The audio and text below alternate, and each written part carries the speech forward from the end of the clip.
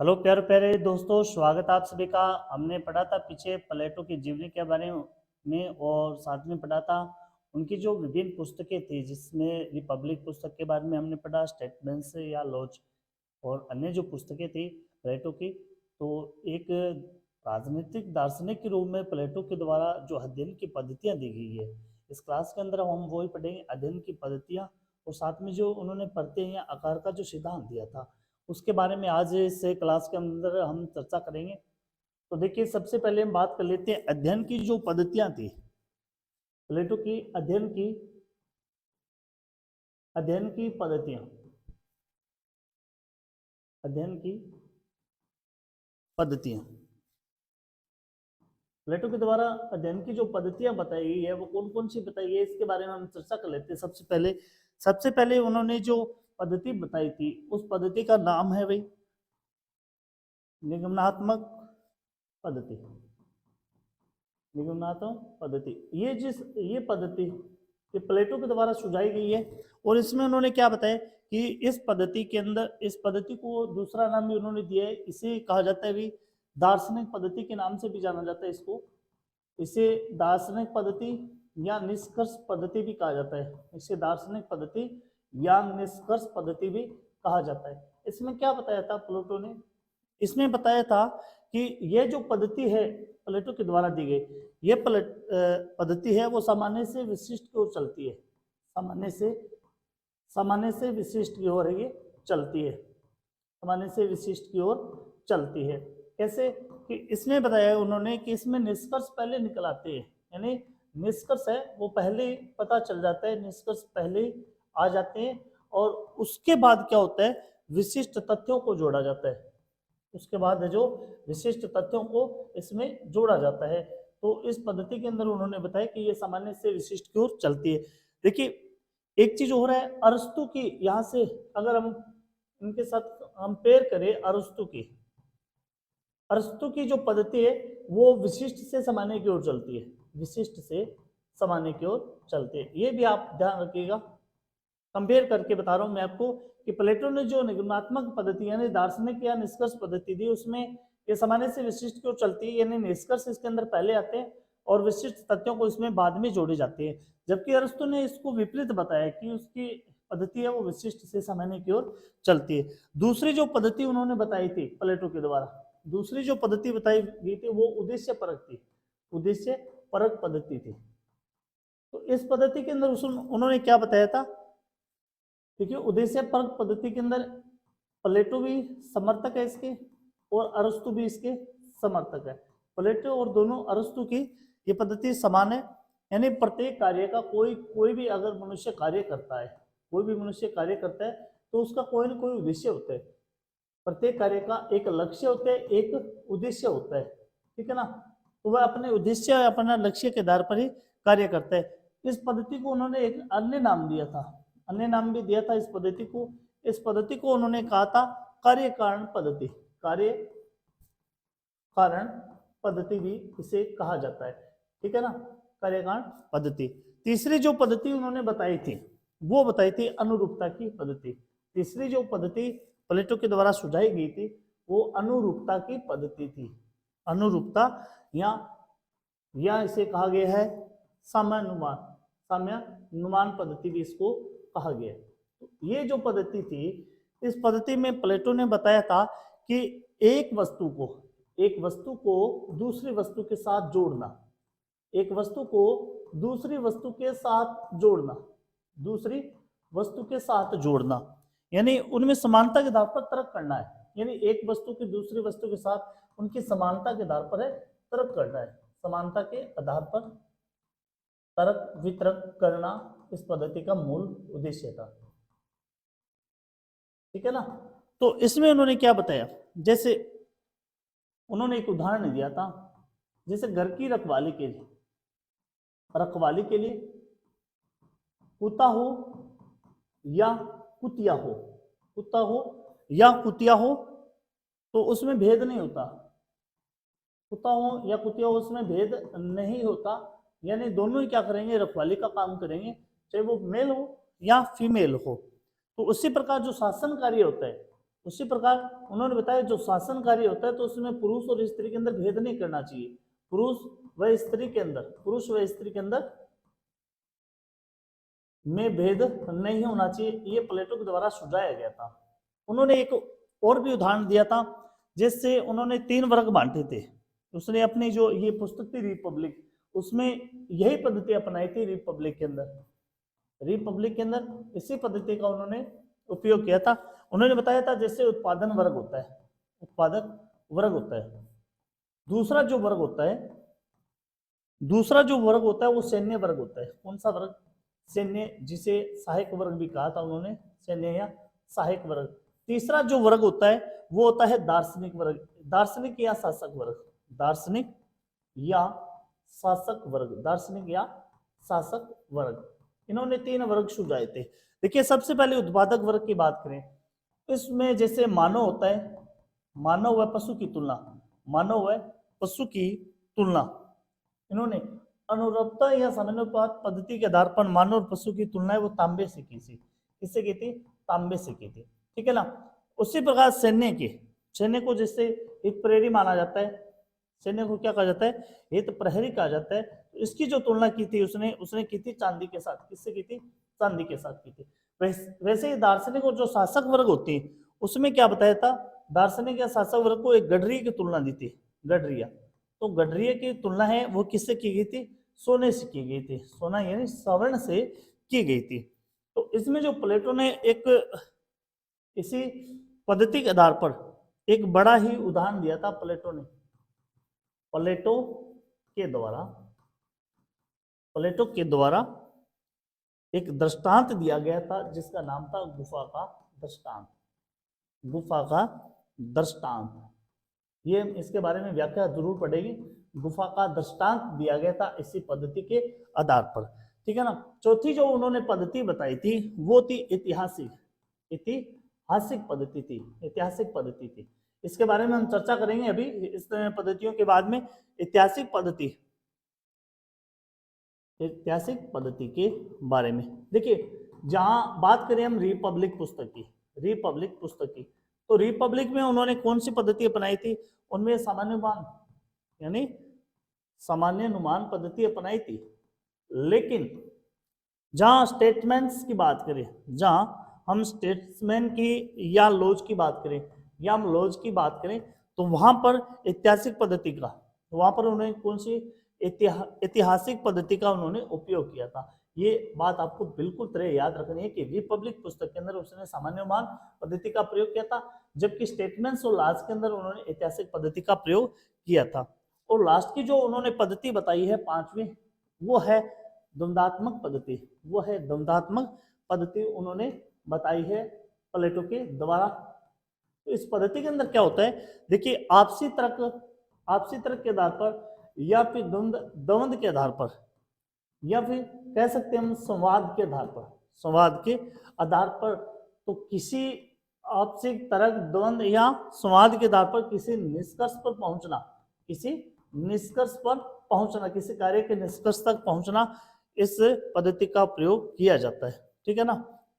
अब देखिए इसी पद्धति का आगे चलकर के, प्लेटो के इसी पद्धति का आगे चलकर एक जर्मन के दार्शनिक थे, जर्मन के एक दार्शनिक थे जिनका नाम था हेगेल, हेगेल। इन्होंने इस पद्धति का प्रयोग किया था। ये पूछ भी लिया जाता है कि प्लेटो के द्वारा जो पद्धति बताई गई थी द्वंद्वात्मक पद्धति, उसका प्रयोग किस जर्मन दार्शनिक ने किया था? तो हेगेल ने किया था। ये आपको बिल्कुल याद रखना है। अब हम बात कर लेते हैं, एक हमारा बिंदु आया था गुफा का दृष्टांत, गुफा का दृष्टांत, गुफा का दृष्टांत, इस बिंदु पर हम बात कर लेते हैं। तो देखिए इससे हम समझेंगे गुफा के दृष्टांत के बारे में। प्लेटो की पुस्तक थी रिपब्लिक, पुस्तक थी एक रिपब्लिक, एक पुस्तक थी प्लेटो की। उसमें उन्होंने एक संबंध को वर्णित किया था जिसका नाम था गुफा की सीख, गुफा की सीख, गुफा की सीख। ये बिंदु उसके अंदर डाला था उसने। ये एक प्रकार की रूपक कथा है। कौन सी कथा है ये? इसका नाम दिया था कि यह एक प्रकार की क्या है? रूपक कथा है, रूपक कथा है। और इस कथा में कथावाचक है वो कौन है? कथावाचक या कथा कहने वाला, कथावाचक है वो है सुकरात। कौन है? सुकरात है। और जो ये सुकरात है ये किसे बता रहे हैं? ये थे प्लेटो के एक भाई है, प्लेटो के भाई, भाई का नाम था ग्लोकोन। उनको ये आत्मबोध करा रहे हैं, यानी सुकरात के द्वारा है। इस गुफा की सीख के माध्यम से सुकरात के द्वारा प्लेटो के भाई ग्लोकोन को एक आत्मबोध करवाया जा रहा है, आत्मबोध करवाया जा रहा है कि किस प्रकार से आदमी है, व्यक्ति है, वो चेतना की ओर जाता है। तो ये रूपक कथा क्या है, ये आप समझिए इस चीज को। रूपक कथा के बारे में सुकरात क्या कह रहे हैं? रूपक कथा के बारे में सुकरात ने क्या कहा था? सुकरात ने ग्लोकोन से कहा था, सुकरात ने ग्लोकोन से क्या कहा था कि आप एक कल्पना कीजिए, आप एक किसी गुफा की कल्पना कीजिए। ये क्या है? ये एक गुफा है, गुफा की कल्पना कीजिए। और जो ये कहां पर बनी हुई है? ये भूमि के अंदर बनी हुई है, ये भूमि के अंदर बनी हुई है। एक ऐसी कल्पना, एक ऐसी गुफा की कल्पना कीजिए जो एक भूमि के अंदर बनी हुई है। और इसका जो ऊपरी भाग है, ये इसका जो ऊपरी भाग है, ये किस ओर इसका मुंह है? वो प्रकाश की ओर खुलता है, ठीक है ना? प्रकाश की ओर इसका मुंह है, वो खुलता है, ठीक है। तो बचपन में इसमें कुछ ऐसे मनुष्य रह रहे हैं, ठीक है, वो ऐसे इसके अंदर मनुष्य रह रहे हैं जिनकी गर्दन, जिनकी एक तो गर्दन और दूसरी टांगे, गर्दन में टांगे है वो बेड़ियों से जकड़ी हुई है, यानी बेड़ियों से उन्हें बांधा गया है, बेड़ियों से बांधा गया है। अब क्या होता है, वह न तो हिल सकते हैं, ये न तो ये हिल सकते हैं और न डुल सकते हैं, ठीक है। ना तो ये हिल सकते हैं, ना डुल सकते हैं, ना सिर को घुमा सकते हैं, ये कुछ भी नहीं कर सकते क्योंकि इनको बेड़ियों से बांधा गया है। तो ये ऊपर की ओर भी नहीं देख सकते, न हिल सकते हैं, न डुल सकते हैं। तो वो क्या कर सकते हैं? वो सामने की दीवार पर देख सकते हैं, वे केवल सामने की दीवार पर देख सकते हैं, सामने की दीवार पर देख सकते हैं, बस इतना ही कर सकते हैं। पर ना ऊपर देख सकते हैं क्योंकि ऊपर की ओर गुफा का क्या है? प्रकाश की ओर इनका मुख खुला हुआ है। अब होता क्या है, देखिए, मनुष्य जो खड़ा है बेड़ियों से बांधा हुआ, इनका मुंह है तो सामने की ओर है, ये सामने की ओर देख सकते हैं। लेकिन इनके पीछे एक दरवाजा है, पीछे क्या है? एक दरवाजा है, पीछे की ओर एक दरवाजा है। तो वहां से क्या होता है, कोई भी अगर व्यक्ति गुजरे या फिर कोई पशु जानवर कुछ भी गुजरे तो उसकी जो परछाई है ये सामने जो दीवार है उस पर बनती है। उनकी परछाई कहां पर बनती है? सामने की दीवार पर बनती है। तब ये व्यक्ति क्या करता है? एहसास करता है कि ये पशु गया है या व्यक्ति गया है, तो उसकी परछाई के माध्यम से, यानी एक प्रकार का उनके साथ कैसा खेल हो जाता है? कठपुतली का खेल हो जाता है, कठपुतली का खेल हो जाता है, ठीक है ना। तो उसके बाद क्या होता है, तो जैसे जैसे वो परछाई देखता है तो वो परछाइयों को क्या मानता है? परछाइयों को सत्य मानता है, परछाइयों को सत्य मानता है। ये गुफा के माध्यम से बता रहे हैं कि व्यक्ति को पेड़ियों से जकड़ा गया है, वह अपना न तो सिर ऊपर ऊंचा कर सकता है, न हिल सकता है, न डुल सकता है, वो केवल सामने की दीवार पर देख सकता है। सामने की दीवार पर देखते देखते पीछे की ओर से दरवाजे से कोई व्यक्ति या पशु गुजरता है पास से, तो उसकी जो परछाई है वो दीवार पर बनती है। दीवार पर बनकर जो व्यक्ति उस परछाई को देखता है तो उसी को वह क्या मानता है? सत्य मानता है। अब क्या करें? उस व्यक्ति को बाहर निकाल दे। अगर उस व्यक्ति को बाहर निकाल दे, व्यक्ति को गुफा से बाहर निकाल दे, तो वह वास्तविकता का सामना करता है। बाहर निकालने पर जो वो परछाई देखता है, बाद में क्या करता है? वो वास्तविक तौर पर देखता है। वास्तविक तौर पर क्या करेगा? देखेगा। वास्तविक तौर पर क्या करेगा? वो देखेगा, क्योंकि पहले तो वह परछाइयों का सामना कर रहा था, उसके बाद वह वास्तविक तौर पर अगर देखता है तो उससे क्या होता है? वास्तविक सत्य का ज्ञान होता है, वास्तविकता का ज्ञान होता है। और उसी समय क्या होता है? उसकी भीतरी आंखें खुलती है, भीतरी आंखें खुलती हैं, ठीक है ना। अब वास्तविकता का ज्ञान होने के बाद उसकी आंखें खुल गई तो उसकी आत्मा में क्या आ गया? परिवर्तन आ गया। आत्मा में परिवर्तन आ जाता है। आत्मा में क्या आ जाता है? परिवर्तन आ जाता है, यानी उसकी आत्मा क्या हो जाती है? प्रकाशवान हो जाती है। तो अब हम क्या करते हैं? उसी प्रकार से एक गुफा के अंदर बंद व्यक्ति का उदाहरण देते हुए सुकरात ने क्या बताया था? सुकरात ने बताया था कि हम बंदी ग्रह के एक मनुष्य है, बंदी ग्रह के एक मनुष्य है, और हम क्या करते हैं कि जो भौतिक जगत में जो वस्तुएं होती हैं उनको हम सत्य मान लेते हैं, भौतिक जगत की वस्तुओं को सत्य मान लेते हैं, वस्तुओं को क्या मान लेते हैं? सत्य मान लेते हैं। यानी सभी सुख चैन हम किस में देखते हैं? इन भौतिक वस्तुओं के अंदर हम अपना सुख चैन देखते हैं। तो ये क्या होती है? ये एक प्रकार की प्रति छाया होती है। क्या होती है? एक प्रकार की प्रति छाया होती है। तो इसे क्या करना चाहिए? हमें करना चाहिए कि भौतिक वस्तुओं को, व्यक्ति को ज्ञानवर्धक होते हुए भौतिक व तात्विक, भौतिक व तात्विक जगत में विभाजन करना चाहिए। ठीक है ना? उनकी पहचान अलग अलग रूप में व्यक्ति को करनी चाहिए। जिस प्रकार से महावीर स्वामी थे, भगवान बुद्ध थे, या ईसा मसीह, गुरु नानक थे, उन्होंने भौतिक और तात्विक जगत को अलग अलग मान करके काम किया था। तो अब ये जो हमने सिद्धांत पढ़ा था गुफा का दृष्टांत, गुफा का दृष्टांत हमने जो सिद्धांत पढ़ा था, तो ये सिद्धांत किसको समझाएगा भाई? ये प्रत्येक सिद्धांत को समझने में बड़ा ही महत्वपूर्ण होगा। प्रत्येक सिद्धांत को या आकार के सिद्धांत को समझने में बड़ा ही रोचक होगा। ठीक है, अब आगे देखिए, हम बात कर लेते हैं प्लेटो ने जो प्रत्येक का सिद्धांत दिया था। प्लेटो ने यहां पर सीधा लिख लेते हैं, प्लेटो का प्रत्यय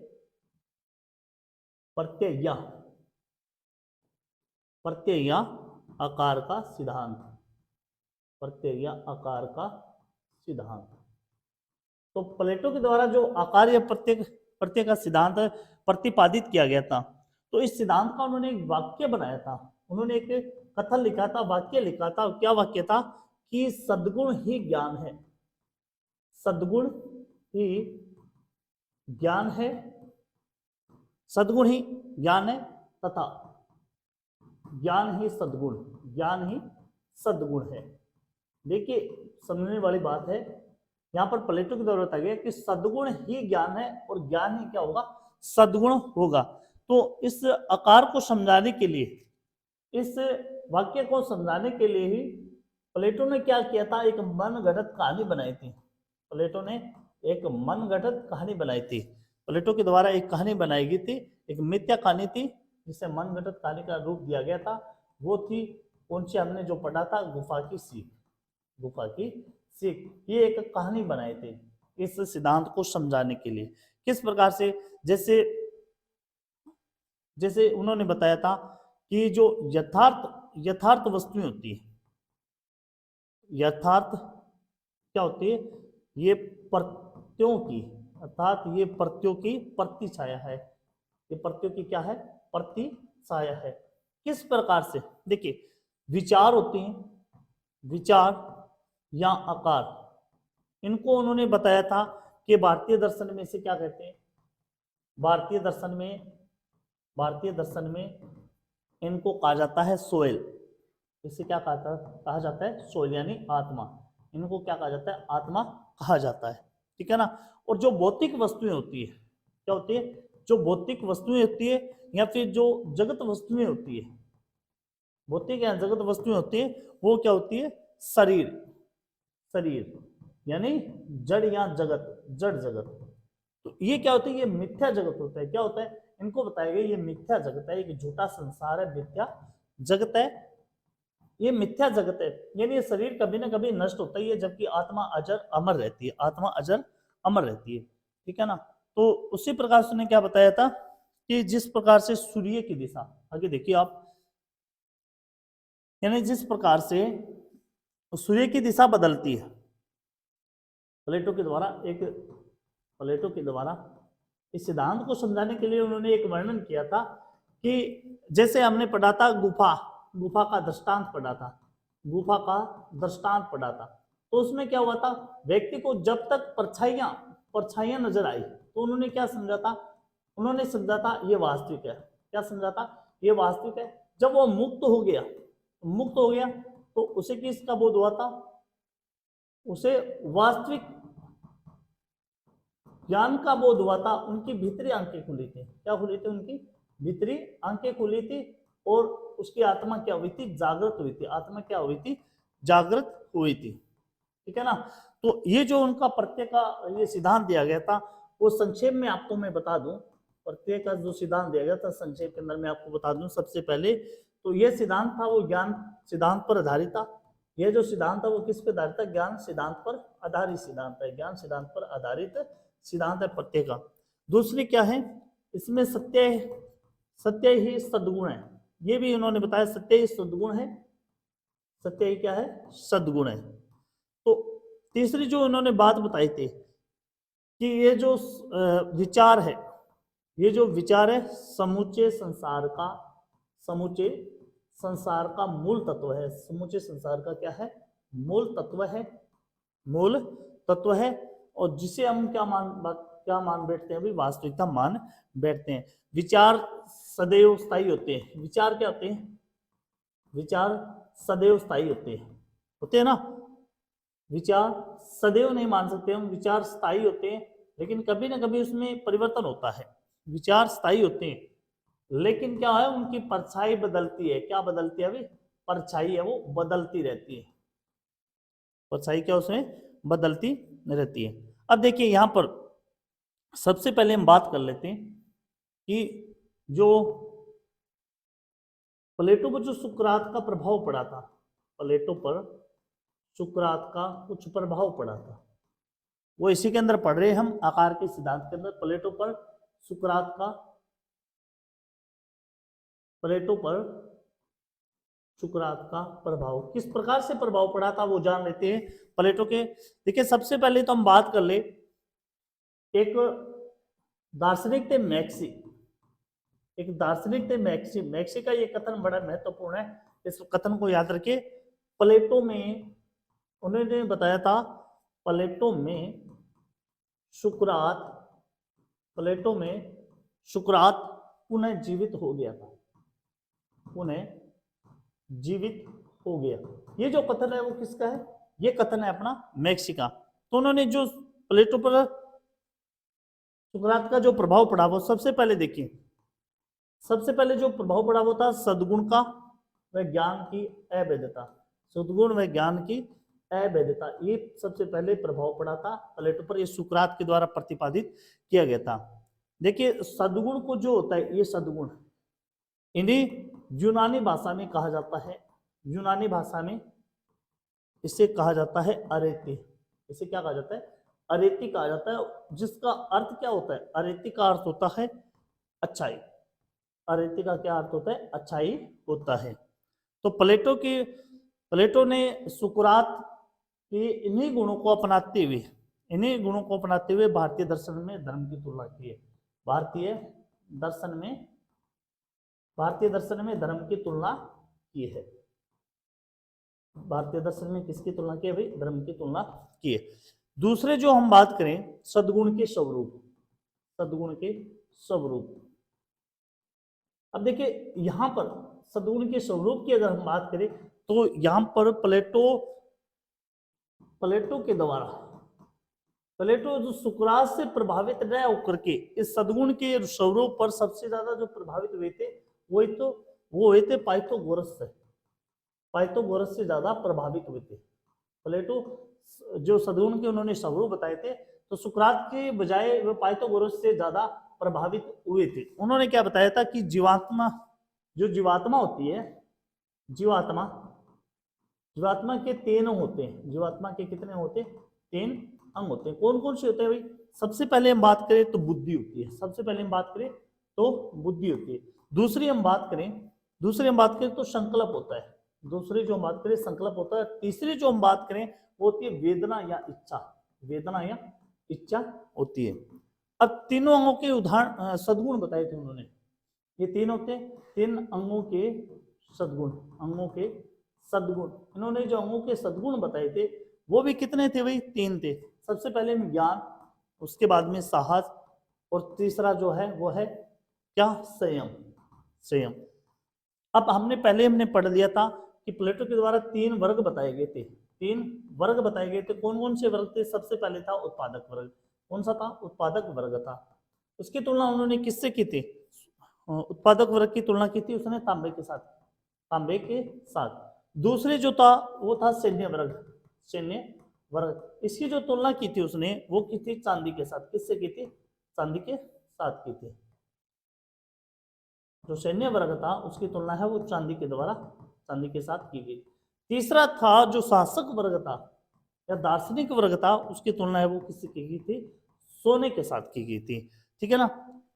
और इन्हीं तीनों के योग से जो चौथा वर्ग बन के आया था, चौथा जो सद्गुण बन के आया था, उस सद्गुण का नाम दिया गया था, कौन सा नाम दिया गया था भाई? न्याय। चौथा जो सद्गुण था वो कौन था भाई? न्याय था। तो आज जो हमने पढ़ा था प्लेटो के बारे में, उनकी जो अध्ययन पद्धतियां थी, या फिर हम बात कर लें उनकी जो आकार का सिद्धांत था, तो उसका विवरण आज हमने जाना है। इसके बारे में प्लेटो की अगली जो क्लास के अंदर है उसके अंदर हम पढ़ेंगे ये जो 3 वर्ग थे या प्लेटो का जो नए सिद्धांत था उसके अंदर किस प्रकार से उन्होंने वर्णन किया था और राज्यों के बारे में उनकी क्या कल्पना रही थी। जय हिंद दोस्तों, धन्यवाद।